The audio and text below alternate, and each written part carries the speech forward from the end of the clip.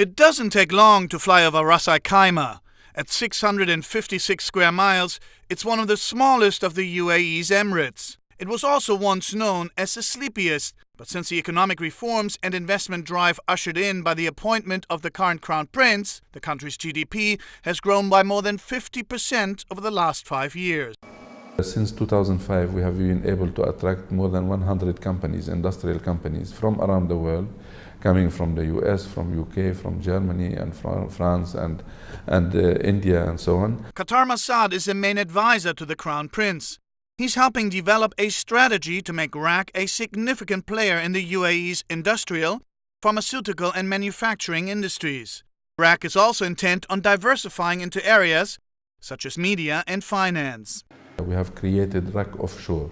It's a true offshore facility.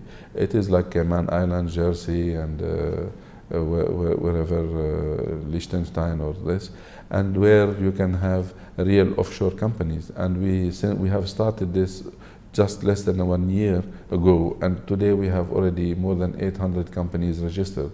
RAK also plans to spend $15 billion on infrastructure over the next 5 years, including upgrading its airport, building new ports, and the power plants to make sure there's enough energy to match the pace of demand, something that has already proven to be a problem in other emirates.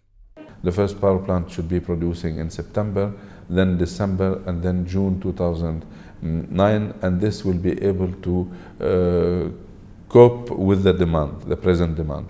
However, a much larger problem looms in the form of the liquidity crisis, which could hit RAK and the wider UAE hard.